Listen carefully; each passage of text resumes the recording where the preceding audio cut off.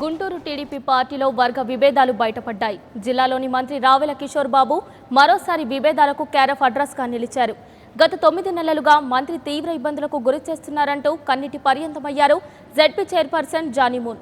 మంత్రి రావెల నియోజకవర్గం పత్తిపాడు. జానీమూన్ను సొంత గ్రామం పత్తిపాడు మండలం. ఇక్కడే మొదలైంది అసలు కథ. జిల్లా పరిషత్ నుంచి సొంత గ్రామానికి ఎటువంటి అభివృద్ధి చేయాలన్నా మంత్రి అడుగడుగున అడ్డుపడుతున్నారని, ఇదే మాటని ప్రశ్నిస్తే ఇంటిపైకి కిరాయి గూండాలను పంపి బెదిరింపులకు పాల్పడుతున్నాడంటూ వాపోయింది.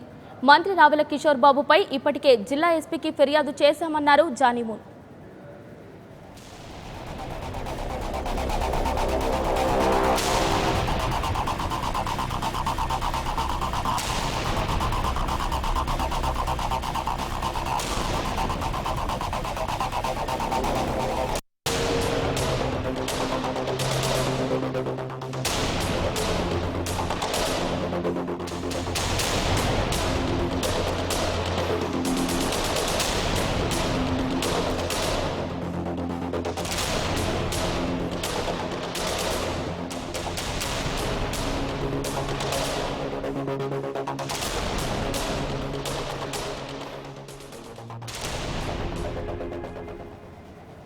గుంటూరు టీడీపీ పార్టీలో వర్గ విభేదాలు బయటపడ్డాయి. జిల్లాలోని మంత్రి రావెల కిషోర్ బాబు మరోసారి విభేదాలకు క్యారఫ్ అడ్రస్గా నిలిచారు.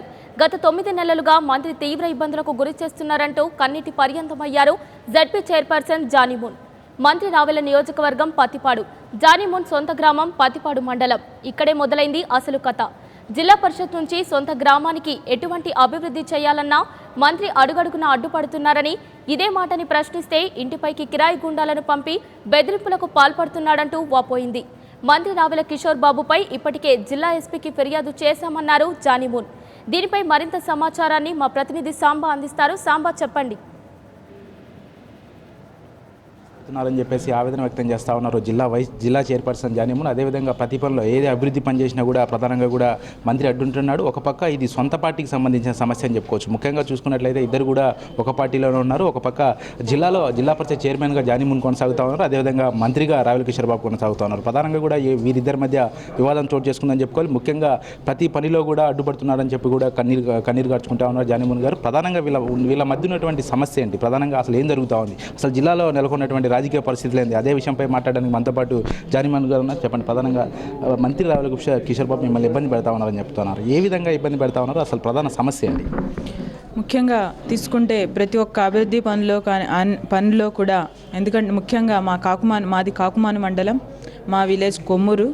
అక్కడ ఒక షాదీఖానా ఓపెనింగ్ ఉంది. అందరినీ పిలిచారు. నేను నరేంద్ర గారు వెళ్ళడం జరిగింది.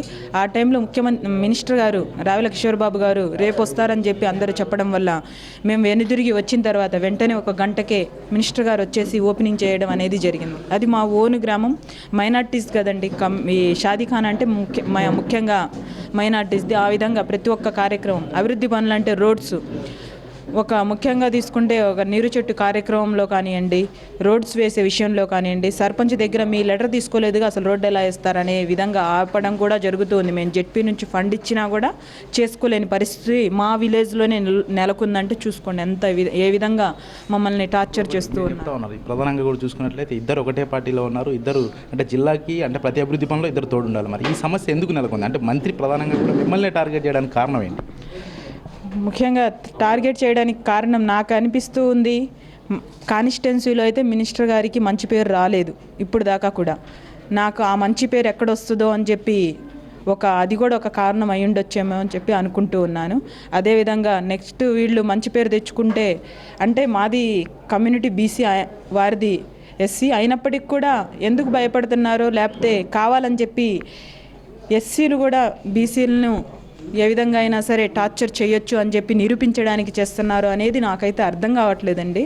ఎందుకంటే ఫస్ట్ నుంచి కూతురు అల్లుడు అని చెప్పి అందరికీ చెప్తున్న వ్యక్తి ఒకేసారి మేము అంత గొప్పగా కనిపించే మేము రాక్షసుల్లాగా ఎందుకు కనబడుతున్నాం అనేది ఇప్పటికి కూడా మాకు తెలియని విషయం. మీరు ఈ పోస్ట్లో ఉండకూడదు అనేది ఆయన భావన అంటారా? అయ్యుండొచ్చు, మేబీ, చెప్పలేను. అంటే మీకు ఒక ప్రాణహాని ఉందని చెప్తా ఉన్నారు. గతంలో కూడా ఒకసారి దాడి చేశారు, ఈ రాళ్ళ దాడి చేయడానికి కూడా పాల్పడ్డారని చెప్తా ఉన్నారు. మరి ఇంత జరుగుతున్నప్పటికీ అంటే జిల్లాలో మంత్రులు ఉన్నారు, రాజకీయ నాయకులంతా కూడా తెలుగుదేశం పార్టీకి సంబంధించి కృష్ణా గుంటూరు జిల్లాలోనే ఉన్నారు. ప్రస్తుత రాజధాని కూడా ఇక్కడే ఉంది, ముఖ్యమంత్రి కూడా ఇక్కడే ఉంటా ఉన్నాడు. మరి ఈ నేపథ్యంలో మరి ఎందుకు మరి ప్రభుత్వం దృష్టికి తీసుకెళ్లలేదు? అంటే సొంత పార్టీకి సంబంధించిన ఇష్యూ కదా ఇది. మరి ఇంత జరుగుతున్నప్పటికీ మరి సీఎం దృష్టికి తీసుకెళ్లేదా? సీఎం ఒకవేళ తీసుకెళ్ళుంటే ఏ విధంగా స్పందించారు? సీఎం గారి దృష్టికి తీసుకువెళ్ళడం జరిగిందండి. సీఎం గారు కూడా నేను చెప్పిన వాటికి బాగా స్పందించారు. తప్పకుండా నేను చర్యలు తీసుకుంటాము, మీరేం బాధపడొద్దు, నేను తప్పకుండా మీకు అండగా ఉంటాం, మీకు ఏం కాదమ్మా అని చెప్పి మాకు భరోసా కూడా ఇచ్చి పంపించడం జరిగింది. ఆ తర్వాత సీఎం గారు 3 లేక 4 సార్లు కూడా మంత్రివర్యులతో మా గురించి కేవలం మాట్లాడడం కూడా జరిగింది.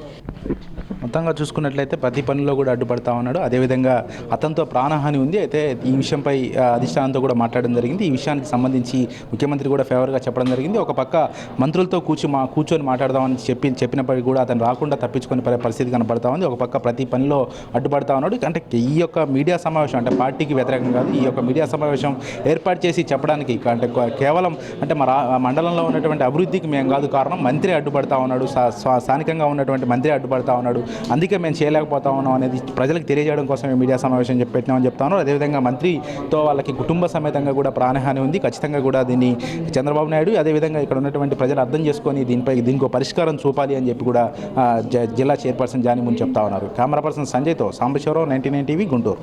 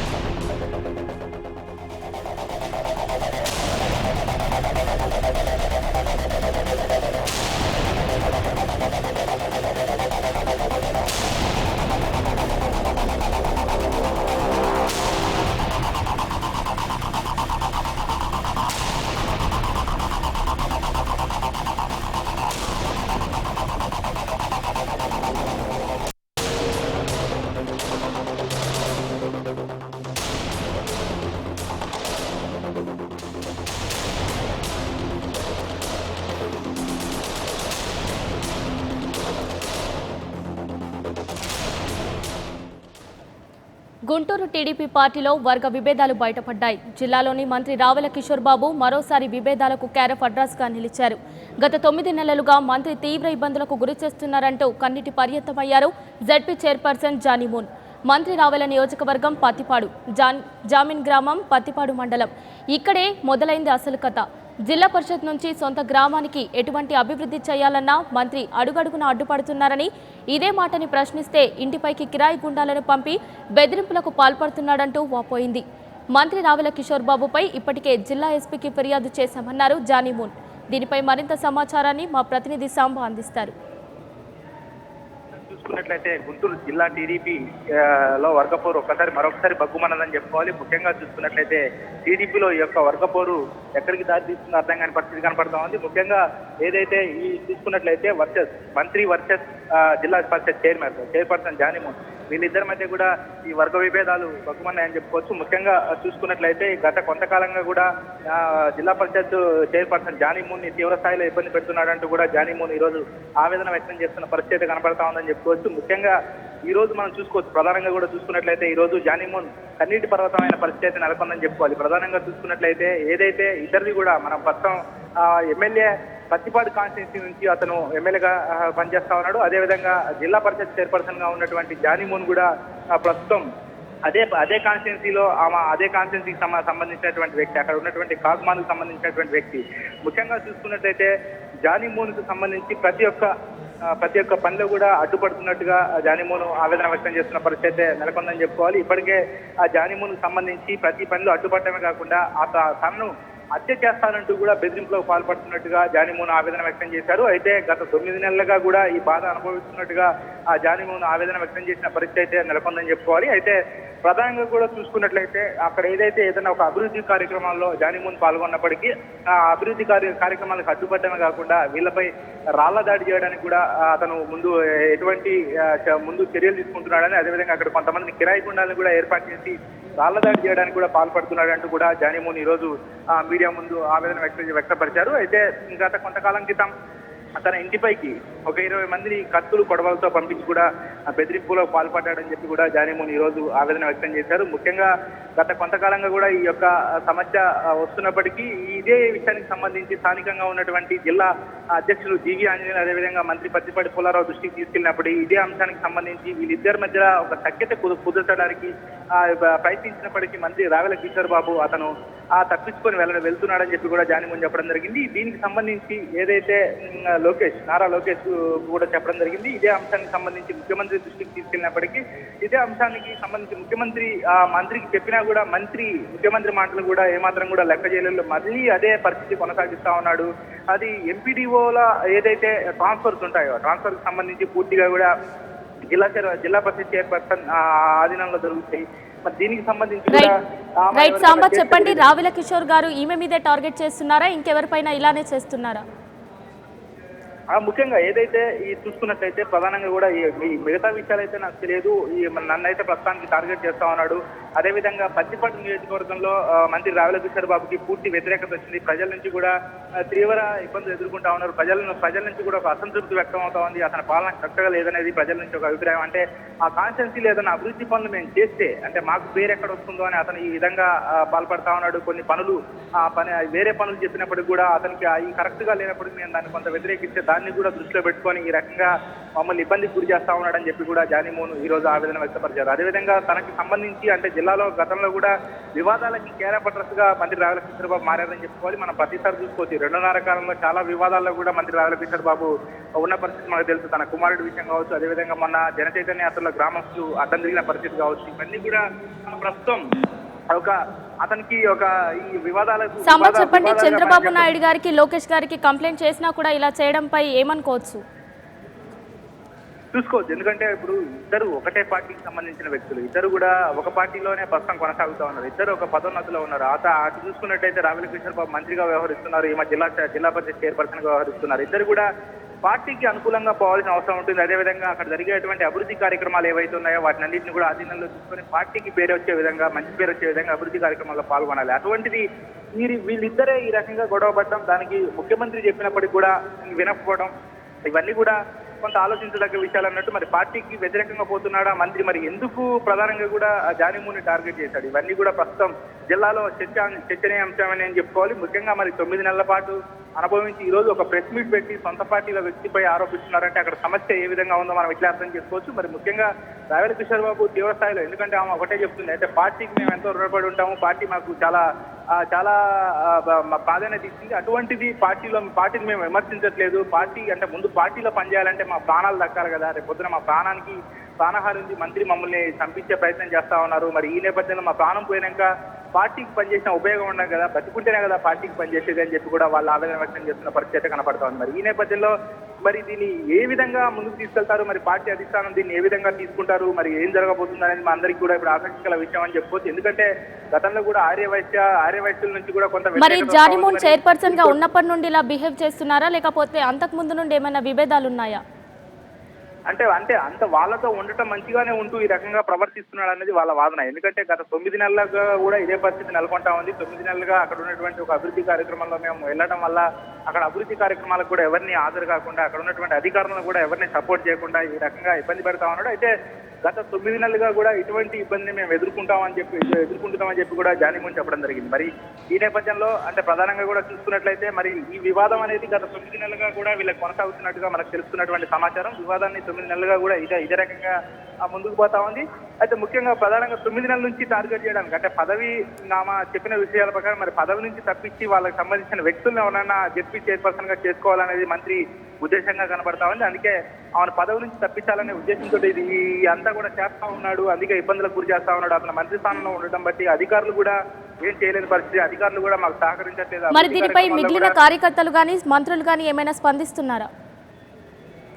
ముఖ్యంగా చూసుకున్నట్లయితే ఈ విషయానికి సంబంధించి 9 నెలల నుంచి కూడా ఎప్పుడు కూడా ఆమె బయటపడిన పాపన పోలేదు. అంటే ఇప్పుడు ఈ ప్రస్తుతం ఉన్న పరిస్థితుల్లో ఇప్పుడు ఇక తట్టుకోలేని పరిస్థితుల్లో ఈ రోజు అక్కడ ముఖ్యమంత్రికి ఫిర్యాదు చేసిన ప్రయోజనం లేకపోవడం, ఒక జిల్లాలో ఉన్నటువంటి నాయకులు చెప్పినా కూడా మంత్రి తీరు మార్చుకోకపోవడం, ఏం చేయాలో అంటే ఒకటి ఆమె ఆవేదన అక్కడ అభివృద్ధి కార్యక్రమాలు జరగకపోవడానికి కారణం ఏం కాదు, కేవలం మంత్రి కారణంగానే అక్కడ అభివృద్ధి కార్యక్రమాలన్నీ ఆగిపోతున్నాయి అని తెలియజేయడానికి మాత్రమే మీడియా సమావేశం పెట్టినట్టుగా తెలుస్తోంది. మరి ఈ రోజు జరిగినటువంటి మీడియా సమావేశాన్ని బట్టి అసలు ఎటువంటి పరిణామాలు చోటు చేసుకుంటాయి, ప్రధానంగా కూడా చూసుకున్నట్టయితే ఈ రోజు మరి ఏ విధంగా ప్రభుత్వం ముందుకెళ్తుంది, మరి దీన్ని ఏ విధంగా అధిష్టానం ఆధీనంలో తీసుకొని మరి మంత్రిపై ఎటువంటి చర్యలు తీసుకుంటుంది అనేది కొంత వేచి చూడాల్సిన అవసరం. అంటే ఇప్పటికే ఈ విషయాన్ని సీఎం దృష్టి చేరవేసినట్టుగా తెలుస్తా ఉంది. అయితే ప్రాణహాని ఉన్నట్టుగా కూడా ఆమె కన్నీటి పర్వతమైన దృశ్యాలు మనం ప్రత్యక్షంగా చూడొచ్చు. మొత్తంగా ఇంకా ఇదే విషయానికి సంబంధించి జిల్లాలో ఉన్నటువంటి ఎస్పీకి కూడా ఫిర్యాదు చేశారు. మరి జిల్లా ఎస్పీ కూడా కంప్లైంట్ తీసుకోవడం జరిగింది. దీనిపై విచారణ కూడా చేపడుతున్నాం అని చెప్పేసి పోలీసులు కూడా చెప్తా ఉన్నారు.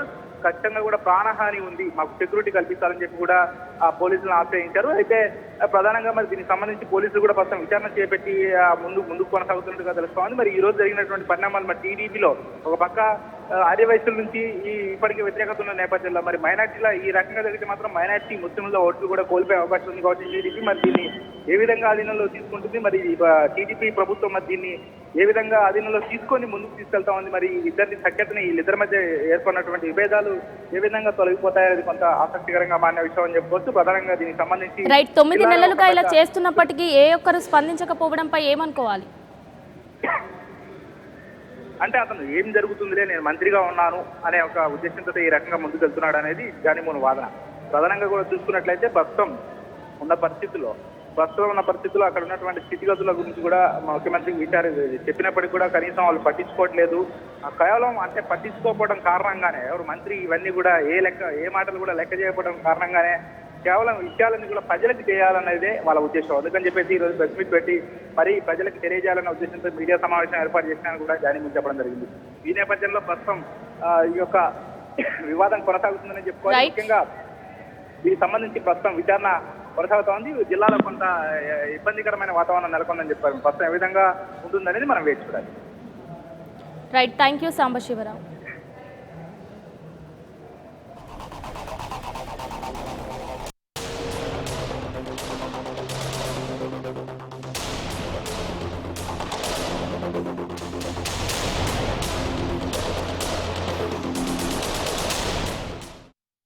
ప్రాణహాని అనేది ఉందండి. మాకు చిన్న పిల్లలు ఉన్నారు. పార్టీ కన్నా ప్రాణం ముఖ్యం అనేది నా నిర్ణయం. మేము ప్రాణంతో ఉంటేనే కదా సార్ పార్టీ కోసం ఏదైనా చేయగలం. మీకు భర్తగా ఒకరికేనా మేడం? నాకు ఉన్నారు మేడం పార్టీలు అంటే ఆ మినిస్టర్ గారి ద్వారా సప్లై వాళ్ళకి మీరు రప్పించేయడం మీరు ఒక్కడే ఉన్నారా ఇంకా మంత్రి అంటే అది దాని గురించి నేనైతే చెప్పదలుచుకోవట్లేదండి. నాకే ఉందంటే మిగతా వాళ్ళ గురించి మీరే ఆలోచించాలి ఒకసారి. ఇంటికి కూడా తీసుకువెళ్ళడం జరిగింది, అందరికీ చెప్పాము. అందరూ వారితో మళ్ళీ మినిస్టర్ గారితో కూడా మాట్లాడడం జరిగింది. అందరితో మాట్లాడిన తర్వాత ఇంకా బెదిరింపులు కానివ్వండి, ఇంకా శాడిజం కానివ్వండి, ఆ విధంగా ఇంకా ఎక్కువ చేస్తూ ఉన్నారు. నేను కార్యక్రమాలు వెళ్ళినప్పుడు నీ అంతు చూస్తా అని కూడా నాతో చెప్పడం జరిగింది మినిస్టర్ గారు డైరెక్ట్గా.